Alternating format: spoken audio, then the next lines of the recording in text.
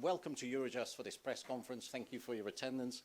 We have a press conference following a coordination meeting of the Joint Investigation Team on alleged international crimes committed in Ukraine. We have here for you, speaking today, holding statements, Ms. Irina Victova, Prosecutor General of Ukraine, Ms. Nida Grunskiene, Prosecutor General of Lithuania, Mr. Dariusz Barski, First Deputy Prosecutor General of Poland and National Prosecutor, Mr. Karim Khan QC, Prosecutor of the ICC, and Mr. Ladislav, President of Eurojust. You know that the Joint Investigation Team was set up on the 25th of March, but in the meantime there have been developments, and Ms. Venediktova, you would like to make an announcement.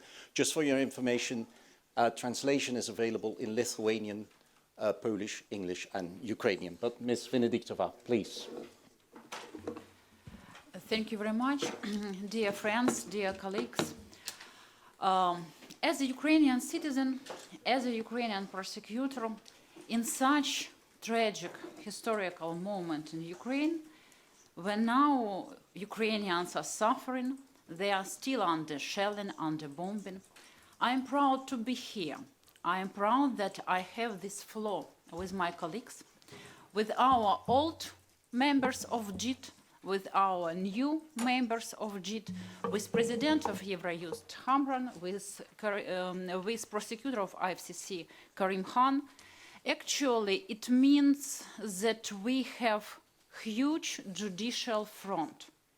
For Ukraine, not only military front is very important diplomatic front, and maybe now we feel it, we see it, how important judicial front and front of honest news, because huge propaganda what we have in the world, it's actually again what we should think about our honesty, about what we will do not only today but tomorrow. I am delighted to inform you today that the judicial authorities of Estonia, Latvia and Slovakia became members to the Joint Investigation Team. 21st of March, we created Joint Investigation Team with Lithuania and Poland. ICC, firstly in their history, started to be participants 25th of April. We're happy that we do it everything on the platform of Eurojust. And today we have new 3 members, Estonia, Latvia and Slovakia. Every day in Ukraine we have extra 200, 300 war crimes. For this moment we have near 15,000 cases only about war crimes. We have our anchor case, it is crime of aggression. In this approach, it is crime of aggression, we have more than 600 suspects. Actually, it is high level of top militaries, politicians and propaganda agents of Russian Federation. When we speak about war crimes in Ukraine, you know we have near 80 suspects, people whom we identify as war criminals and started to prosecute them. We have just today 2 trials and another 2 Russian militaries in the court. We had a sentence that they have 11.5 years in a prison because they shelled civilian infrastructure in Kharkiv region. In previous week, you remember, we had the case about person who killed civilian in Sumy. Of course, such number of crimes, war crimes, crimes against humanity, unfortunately, we don't have in our criminal courts, but actually what we see in Ukraine is crimes against humanity. To investigate and prosecute very hard and very difficult when we are still in fighting, when in Ukraine we still have very aggressive and brutal war, when we don't have access to the territory which are temporarily occupied. But I feel, I trust and I hope that with my international colleagues with international community of lawyers, we can speak about justice. Because what we need now, all people on our planet, we need justice. We want accountability. We all understand that law should protect other people from such possible wars, from such possible dictators, and so on. That's why I'm so happy that we can create such mechanisms and models. Thank you very much. Thank you, Ms. Venediktova. Then I would like to pass the floor to Ms. Grunskiene. Please. Labą dieną. Malonu jūs visus čia matyti. Labai džiaugiuosi, turėdama galimybę trumpai papasakoti apie tai, ką daro Lietuva, tyriant Ukrainoje vykdomus karo nusikaltimus ir paaiškinti, kodėl mums tai yra svarbu. Šių metų kovo 1 dieną pradėjome ikiteisminį tyrimą pagal 3 Lietuvos Respublikos baudžiamo kodekso straipsnius dėl tarptautinės teisės draudžiamo elgesio su žmonėmis, agresijos ir draudžiamų karo atakų. Tokį sprendimą priėmėme įvertinę mūsų visus pirmomis the public information that reached us during the first days of the war in Ukraine, in contact with our colleagues in Ukraine and other countries, and believing that the universal jurisdiction established in Lithuanian law, which allows the National Prosecutor's Office to prosecute war crimes and crimes against humanity, must not be only formal. This universal jurisdiction must be applied when it is necessary. I would also like to emphasize that Lithuania is of the principled view that the primary competence for prosecuting individuals for war of aggression lies with the Ukrainian Prosecutor's Office and the International Criminal Court. However, Lithuanian prosecutors, with their exceptional experience, are well aware of the need for the assistance of other countries in prosecuting criminal cases of this scale in Ukraine. Please go ahead. I would like to remind you that Lithuanian prosecutors have been prosecuting war crimes committed by the Soviet army in Lithuania during the events of January 1991 for 30 years, and Lithuania did not receive any international assistance in this investigation. During these events, 14 people were killed and over 800 were injured as Soviet forces used firearms, explosive devices, and heavy military equipment against unarmed civilians. And while the Lithuanian criminal process was extremely long and exceptionally complex, the court, after hearing the case, found 67 people guilty and convicted those persons. This is a very important result for us.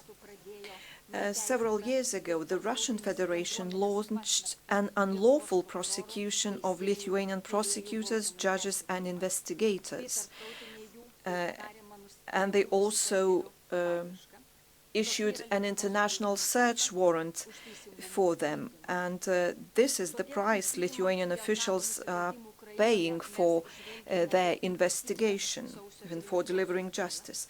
That is why we're approaching the investigation of war crimes in Ukraine through the particular lens of the lessons learned from this investigation related to the events of 1991. And we want to share this experience with our colleagues in Ukraine. From the very beginning, we have been convinced that only joint work between all the countries concerned and closer legal assistance and mutual support will be effective. That is why, with the support of Eurojust, Lithuania has initiated the establishment of a joint investigation team so that we can effectively coordinate with each other, quickly share information and consult on how to collect evidence in a proper way to make sure that it can be used later by the International Criminal Court or in other legal proceedings. I'm pleased that the positions of our Polish and Ukrainian colleagues on this issue were immediately aligned, and the Prosecutor's Office of the International Criminal Court soon followed suit and joined the joint investigation team.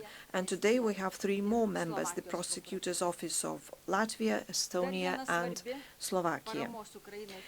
Another important form of support to Ukraine that I would like to mention is professional assistance to the investigations carried out in Ukraine itself. 2 teams of prosecutors, officials and experts have already traveled from Lithuania to Ukraine and have been involved in inspecting the sites of events in the Kiev and Kharkiv regions and in interviewing witnesses and victims. I would like to take this opportunity to thank the prosecutors' offices of Ukraine, Poland and the International Criminal Courts for their cooperation, and I would like to welcome the newly joined prosecutors' offices of Latvia, Estonia and Slovakia. It is very encouraging to see the determination of all of you to take all possible measures and to provide Ukraine with the maximum possible assistance in order to make sure that all war crimes committed in Ukraine are investigated and those responsible are brought to justice. Thank you. Thank you very much, Ms. Grunskiene. Mr. Baszki, if you could take the floor, please. Proszę bardzo.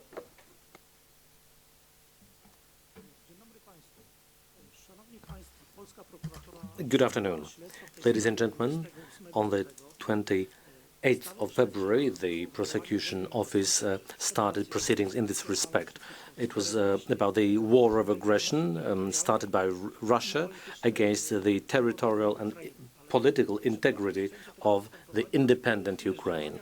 However, these proceedings also pertained to the activities that were undertaken by the authorities and officers of Belarus that made the territory of Belarus available for this war of aggression. In recent months, over 3.5 million refugees from Ukraine have arrived in Poland. Our proceedings entail interviewing the witnesses and victims of these crimes against humanity and war crimes. We interview them, we secure the evidence, recordings and such. We talk to those refugees who ended up in hospital. And all of this is done in order to secure the body of evidence which will make it possible for us in the future to bring the perpetrators to justice, whether it will happen in Poland or Lithuania or Ukraine or any other country which participates in the work of the JIT. So far, we have interviewed over 1,100 people, and this number is growing. We are getting more and more reports, and this is what we are focusing on right now. I would like to take this opportunity to thank all the participants and colleagues from the JIT, and I encourage other countries to join in. Thank you. Thank you very, very much. Mr. Khan, if I may pass the floor to you now, please. Well, thank you so much, ladies and gentlemen, for sparing your time to be here today. I must start, of course, by thanking the President of Eurojust, my friend Ladislav Hamran, for his wonderful leadership, and, of course, the wonderful Prosecutor General of Ukraine, Irina Vendikova. Today is a momentous day, in fact. It's an important day, that the Joint Investigative Team has 3 new members. I think this is what is needed for crimes of the magnitude that we often see at the ICC. We need to build partnerships. And I think what it shows is that there's no dichotomy between cooperation and independence. Cooperation does not mean competition. Collaboration does not mean that it denudes one's independence. We have to join hands in the common interest of humanity as officers of the court. Every Prosecutor General on this platform has legal and ethical responsibilities to be ministers of justice and to prosecute without fear and favour and with independence and with integrity. I made it clear on the 25th of February when I was in Bangladesh that we have the ICC. I recall that all parties to a conflict have responsibilities, whether that's the forces allied to the Russian Federation or forces on the Ukraine side. Every individual has responsibilities. Nobody has a blank check to do what they want. And the rule of law is here, combined with collective will, to ensure that this doesn't become pious words and hot air, but is rendered practical and effective.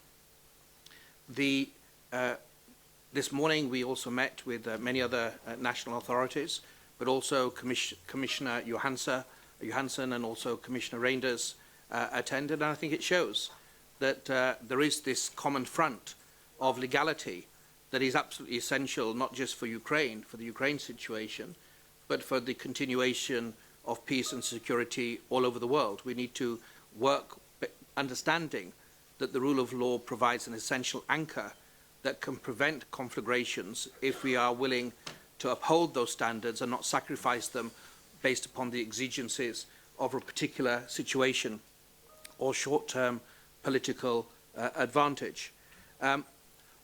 There's a mass of information, obviously, from every crime scene that we look at, and Ukraine is no example. The team has been, when I opened the investigation on the 2nd of March, the very next day I deployed a team to the region. I went to Ukraine in April, I went again in May.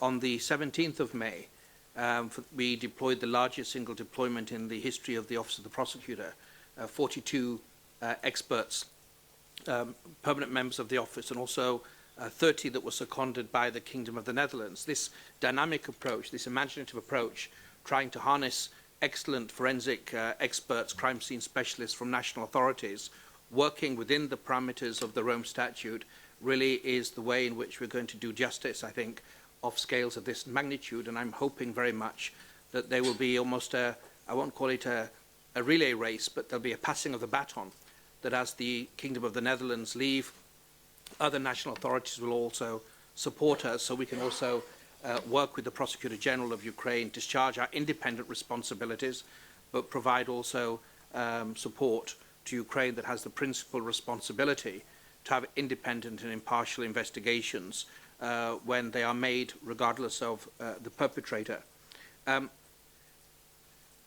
The office is moving generally, and I've said it before my election, to a greater field presence. This is a key. We can't fly in and fly out from situations around the world. That's as true in Sudan as it is in Ukraine. And we are, hopefully in the next few weeks, I will be working towards opening an office in Kiev. We've already seen it. We've had very good cooperation from the Prosecutor General. And I think that's something that's very important. It's been mentioned today that aside from the 6 countries, 6 states that are now members of the joint investigative team, I think there are 13 other states that are conducting structural or other investigations, and I welcome that. There's a simple reality that the rule of law is not here for the judges, it's not here for the lawyers, it's not here for institutions, it's here for people that are really extremely traumatized in many situations, either as refugees or in areas that are under bombardment or that are in subways, who don't know what tomorrow will bring. And I think the crimes within the jurisdiction of the court is a call for action in every situation of building deeper partnerships. We shouldn't view national authorities as a threat. The reality is every national authority, whether it's based upon a membership of a JIT, a joint investigation team, universal jurisdiction, should be applauded if they step up, because that way we will hopefully deliver greater justice than if we have the hubris of thinking we can deal with these crimes of this magnitude alone. I think key to that is redefining success for the Office of the Prosecutor. I think we need to go deeper. We need to use technology. We're actively moving on that. Artificial intelligence, moving to the cloud and using different tools for machine learning and translation and transcription services that are available. But this is not only so that we can put stronger cases to judges to decide. It's not decided by me. But also so we can provide reliable, hopefully, authenticated evidence and information to national authorities so they can vindicate their own laws. And they collectively, this common front, hopefully can provide some modicum of accountability for the crimes that we are seeing in Ukraine and that really should no longer be tolerated. And I think this forum, with the convening assistance of Eurojust, with the galvanized skills that we have in terms of national war crimes officers and national authorities, is the way to go. And we need to show the perseverance, politically, legally, have the stamina not to succumb to the fatigue that will inevitably set in as other events take the headlines on TV stations. We need to really commit that we will stay the course to ensure that the rights of victims and survivors are vindicated by way of independent, impartial investigations that are not target-led, that are directed by reliable, authenticated evidence. Thank you very much. Thank you, Mr. Khan. Then, Mr. Hamran, if you could please take the floor.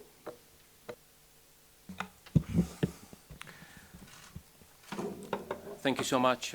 Good afternoon, ladies and gentlemen, and thank you for accepting our invitation for this press conference.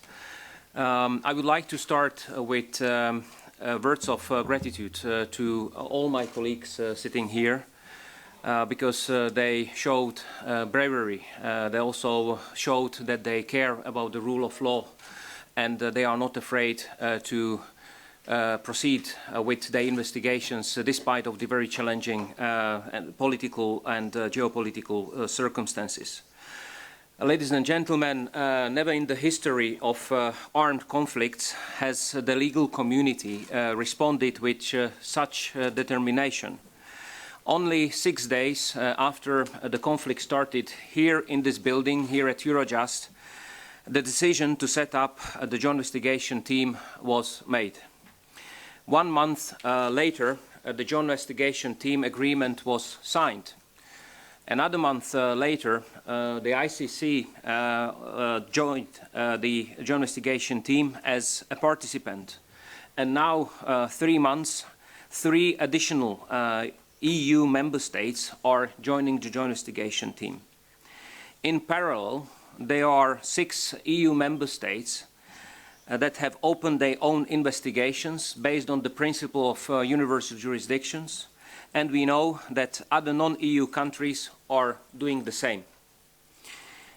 Meanwhile, NGOs and civil society organizations are also collecting precious information about core international crime allegedly committed in Ukraine.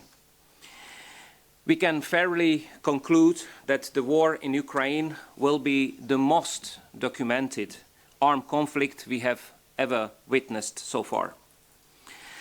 As a result, evidence is located in many different jurisdictions, whether in the EU or outside, or collected by the ICC investigators. And we see an urgent need for coordination. And this is where Eurojust comes in. We have more than 20 years of experience in coordinating large-scale operations, and we would like to offer our experience and expertise to the members of the joint investigation team and also to other countries having their own investigations. Few words about the role of Eurojust and the support to joint investigation team. First of all, Eurojust was providing legal support to a joint investigation team.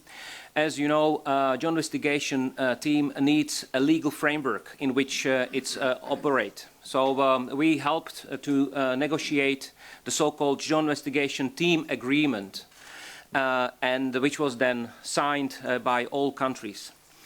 We are very pleased that the ICC prosecutor decided to join the joint investigation team, and this has happened in the first time in the history. So also our legal support was related to that aspect to make sure that the impartial and independent standing of the ICC is properly reflected in the JIT agreement. We, as Eurojust, will provide also technical support to the joint investigation team, phones, laptops, scanners, printers, and other equipment which is important to collect war crime evidence. Eurojust will also provide to the joint investigation team financial support. You know that it's very essential that prosecutors, investigators, police officers can actually meet, that they can travel, that they have accommodation, that they can talk in their mother tongue. So we will provide interpretation, translation, and we will also provide interpretation of all collected evidence which was collected in other languages than in English. We will also do the same for the forensic reports. We will make sure actually that everything what was collected within this joint investigation team is actually shareable with all involved parties. And this is the biggest advantage of a joint investigation team, because from this moment, whatever piece of evidence is collected by these countries is immediately available to all JIT partners without any long letters of request or European investigation orders. So we believe that with this step we will add speed and credibility to this joint investigation team. Obviously, this is a big responsibility. We understand this at Eurojust. And this is not only the biggest joint investigation team we have ever supported, but as I mentioned, this is also the first time the ICC is joining a joint investigation team as a participant. Let me also say a few words about an important amendment and also pay gratitude to our colleagues in Brussels, whether in the Commission or the Council or in the European Parliament. Actually, we realized that we have to adapt our Eurojust regulation just to provide tailor-made services to the investigation of core international crimes. And actually, all this change happened in record time, and therefore, a special gratitude to our partners in Brussels institutions. So actually, according to this change, which will enter into force tomorrow, we will be able to centralize all collected evidence, whether in this joint investigation team or collected by other countries who are not yet members of the joint investigation team. Eurojust will be able to collect, store, preserve, and share core international crime evidences, analyze them, and make sure that prosecutors are simply aware who has collected what and which piece of evidence is available in which country and how it can be requested. So this amendment will create a kind of core international crime evidence database, which will be a huge step forward, I believe. As I mentioned, that this will actually allow us to move from a very scattered, fragmented approach to a very structured approach, and we will be able to provide to prosecutors with a detailed analysis of the available evidence that will be directly available through judicial cooperation channels. So, ladies and gentlemen, this is all from my side, and again, gratitude to all those visible, but also who are invisible, but actually playing very important role in this investigation. Thank you, Mr. Hamran. Before we go to questions and answers, I just want to introduce here as well the Prosecutors General of Estonia and Latvia, who might be able to answer your questions if you would have any questions for them. And a recording of this press conference will be available afterwards, because we had a short delay in the beginning with the live stream. We have time for some questions and answers. Could you please indicate the media you represent and who you'd like to ask the question to? The gentleman in the middle there. Yes. Hello. Hi, yes.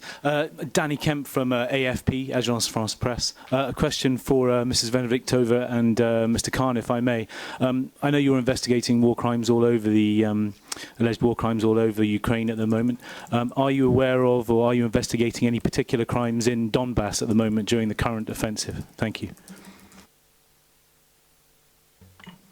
Maybe I start. Of course, we started huge thousands cases about what we see in Donbass. Actually, when we can make some typology, if we speak about war crimes, it against forcible transfer of people. We started several cases about such forcible transfer of children, adult people to different parts of Russian Federation. Then, of course, we can speak about torturing people, killing civilians, and you saw everything destroying civilian infrastructure. Actually, when we speak about Rome Statute, you can see 3 pages in Rome Statute in Article 8 only about war crimes. Unfortunately, almost all of this we see in Ukraine. What is the difficulty? How we can investigate? We don't have access to the territories. But we have some access to people, not all of them. That people whom we could evacuate before, we interviewed all of them. Besides, we interviewed war prisoners whom we could exchange from Russia Federation. That's why we have some information about what's checked information. I now speak only about prosecutorial information. From other side, from the first days of war, our prosecutors were on the border. They interviewed refugees, huge number of refugees.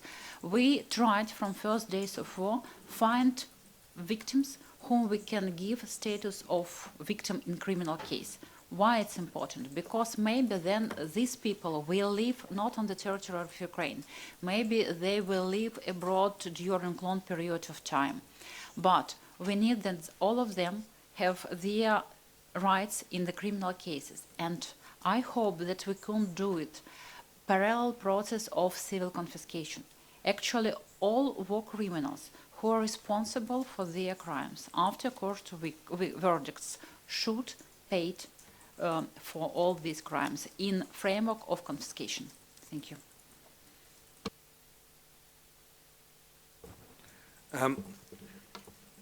We see around the world, in terms of situations within the court's jurisdiction, examples where we investigate where we can physically enter, and also examples where we are investigating where we're not permitted entry or can't get in. I'm not going to start discussing the areas or the focus of OTP investigations. This is a criminal investigation. I've said when I was in Busha, in fact, with the Prosecutor General, that unfortunately the reality seems to be that Ukraine is a crime scene, and we'll do our best to focus our resources to make sure we can get to grips with what has taken place and elevate the most serious apparent crimes for investigation. And we'll keep going, hopefully, until justice is done, and that's why we have judges to make those final determinations. Okay, next question. The gentleman at the back there, the left at the back. Isa Taibi from Al Jazeera. I have the question to Mr. Karim Khan, Prosecutor of the ICC. First, will murder and killings of journalists and foreign journalists correspondents in Ukraine will be part of investigation into the war crime in Ukraine? And the second question, sir, our colleague, the Palestinian-American journalist Shireen Abu Aqla, the brave correspondent journalist in Al Jazeera, was killed by a bullet in the head on her by the Israeli army. As this is a state crime, are you ready to investigate this crime, or will you accept the review and investigation of this case? Thank you, sir. As I said a moment ago, this is a criminal investigation. Of course, we're trying to have proper, candid discussions with the press to a certain area, but not to a level that will imperil investigations. As a prosecutor and as an office, we will investigate to the best of our abilities crimes within our jurisdiction. Of course, we've seen around the world, whether you look at human rights or you look at crimes within the court's jurisdiction, an increased proclivity to target journalists around the world. We've seen that Nobel Prize winners have come from countries where journalists have been extremely courageous. Just yesterday, of course, a journalist from France was killed, but I'm not going to comment without investigation on whether or not these are going to be focuses. We have to look at every particular situation, and if there are crimes, and if we have evidence, we know what our job is. Thank you. Next question, the lady in the middle there. Yes, please. Hi, Terry Schultz with Deutsche Welle, German Public Television. A question to hopefully more than one of you who will take it. How are these investigations going to be funded? Where is the money going to come from? I know that you said Eurojust will be providing some of it, but surely more is needed. Are the national governments hoping that more countries who have launched their universal jurisdiction cases will bring it under the joint investigation team, and so there will be fewer individual countries pursuing these cases? Thank you. I can start when my colleague will have a think about it. About funding, actually for us very important to have assistance and support from EU, USA, UK. It's very important. What prosecutors have really? Be sure we don't touch the money at all. Actually, we have salary only from the budget of Ukraine. We have such rules in our laws, impossible in other ways. But we are very appreciated for experts, for all kinds of experts. That experts which we can have on the ground, ballistic, forensic, damage experts, everyone, actually. And from other side, very important to have experts of international humanitarian law. Because, unfortunately, Ukrainian prosecutors are experienced about war crimes. We have war in our country since 2014, but not full-scale invasion, actually. And when we have now so huge number of criminal cases, it means that all our law enforcement agencies are on the ground, and we need people who will be with them. That's why I am very appreciated as a Prosecutor General for that help which we have. I am very appreciated for French team who helped us still there in Ukraine on the ground, all kinds of experts and investigators. Then I am very appreciated for Slovakian team, they were on the ground. Lithuanian team, they are now in Ukraine. ICC absolutely independent, but actually their work, it's help to us because they can take some cases as their job. And again, you understand that every day we have extra 200-300 cases. And actually, we should do our job. Now we have cases only about war crimes, more twice than we have prosecutors. That's why, of course, we need this support with DNA laboratories and other equipment. If we can speak about safety, our investigators, our prosecutors try to be as more as possible closer to line of front, because again it's our job to check everything, to gather in evidences, because no one knows where will be front tomorrow. That's why we should have these possibilities to collect. It means that these investigators and prosecutors need absolutely ordinary helmets, body arms, and so on and so on.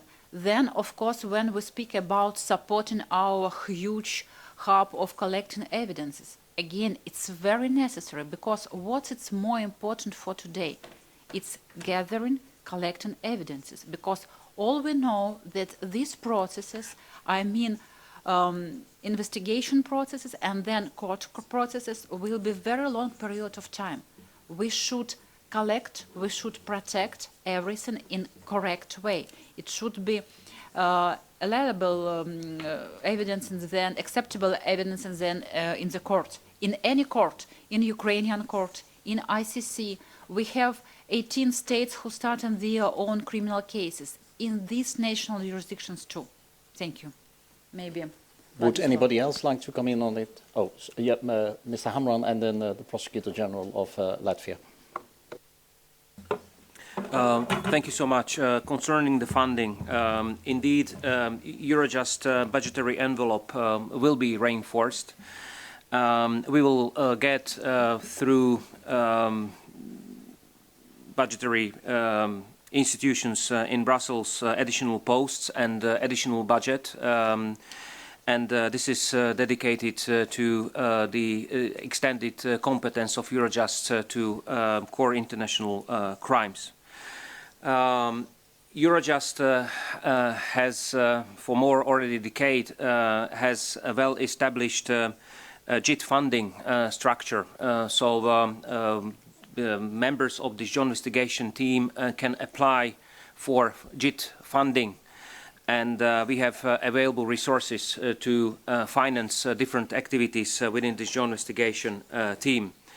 We are also, as Eurojust, in touch with the European Commission and different services of the Commission to make sure that judicial authorities in Ukraine actually get all the material support they need. Prosecutor General Venediktova already mentioned Kevlar vests, helmets, or off-road cars, 3D scanners, satellite phones, drones, and other equipment which is essential to actually collect evidence in war crime investigations. Next to you, the Prosecutor General of Estonia would like to give. Thank you. What I would like to stress is that the domestic investigations, they are actually domestic investigations. There is no one big mega case. The JIT does not mean that we are only copying each other and doing the same thing in different countries. The JIT is centralizing the parts where we need to cooperate. It helps to tackle with issues of overlaps, where you could get evidence from another country, or where there is in consideration maybe to give the proceedings over to another country. So we all have our different cases, and of course the cooperation does not stop with the JIT only.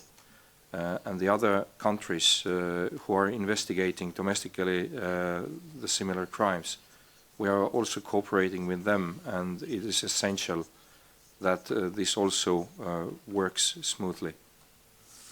Thank you. Can I just... Mr. Khan, yes, certainly, please. Just in terms of the question, and to follow on from the Prosecutor General of Poland, I'm a big fan of universal jurisdiction. So in addition to the JIT, it's a matter of sovereignty. States can decide to join the JIT or not join the JIT. But what we should do is applaud any authority, any independent prosecutor that is trying to get to the truth and vindicate the rights of survivors. So we're not in competition. This is a shared obligation, not of Eurojust or the ICC or the Prosecutor General of Ukraine or Lithuania or Latvia or Estonia or the Slovakia. It is a shared obligation of humanity. So we should stand up. Now, in terms of the finances, every prosecutor will want more resources. But I think objectively, if you look at it, the cost of justice is small potatoes compared to the billions of dollars that are that are expended in conflict. It's much cheaper to fund a judicial mechanism than to buy tanks and missiles. And I think what we need to do more effectively is to realize that the rule of law goes beyond Ukraine. It's of a general anchor for stability and security. And if we can deliver in Ukraine and do better elsewhere, hopefully the funds will come, because in the end of the day, the more law you have, hopefully it will deter the worst excesses of human behavior that we've seen time and time again in our history. Thank you. One last question. Sorry, the gentleman in the middle there.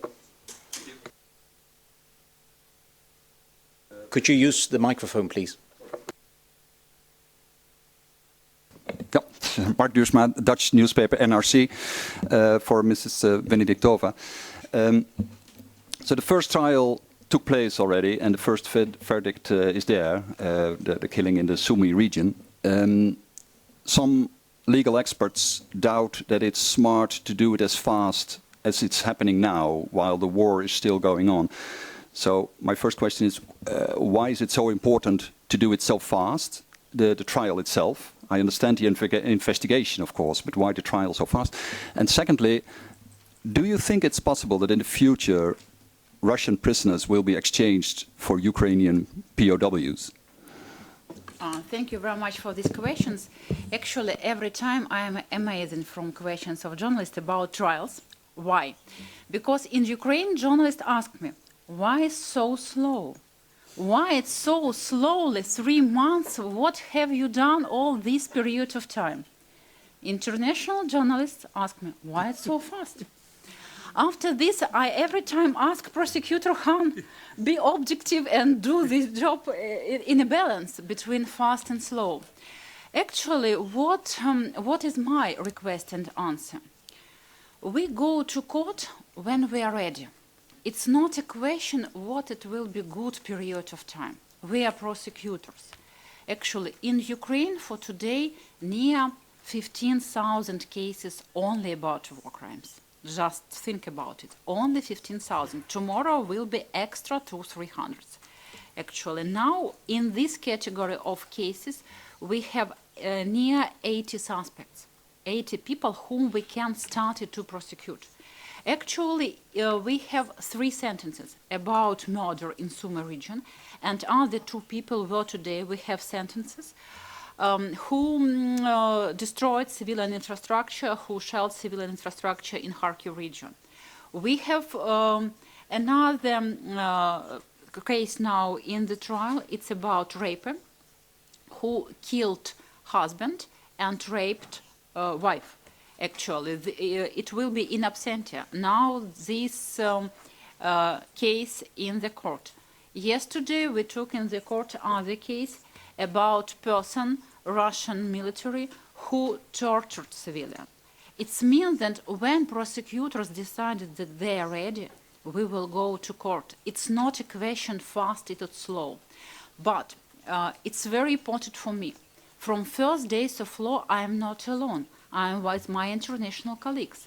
People who are high class of lawyers, of prosecution, and so on.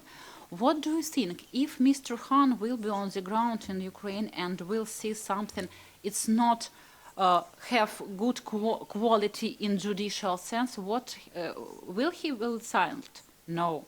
Or Lithuanian team? No. Or French? For me, very important to have colleagues on the ground, because one question, when I speak with you, I am Ukrainian prosecutor. I protect Ukrainian people. I protect Ukrainian state. But from absolutely other situation, and when I ask all my colleagues to be with us on the ground, because again, it is objective. We have different expertise, but we all have all level of standards, and it's very important. That's why I'm proud of prosecutors who could done this case, actually, in this limited period of time. And of course, when I speak with Ukrainian citizens, I have more questions why we are not so effective and why we don't have hundreds of such people. But actually, when we speak about cases about war crimes, it's very difficult to have all evidences which will be objective. And again, I mean Ukrainians, we are now fighting for European values, for values of rule of law, of democratic values. It means that we, as a prosecutors, will do everything under these values. For me, it's very important. That's why I think that we have good case, actually. Not last, of course, and for us, very important that such cases will be not only in our jurisdiction. But again, I understand that 95% of job, we should do it, because we have in Ukraine war, we have everything on our ground, and it's a huge challenge for our judicial system. Other question, the second question was about yes, we have technical possibilities to exchange people who have sentences. It's possible.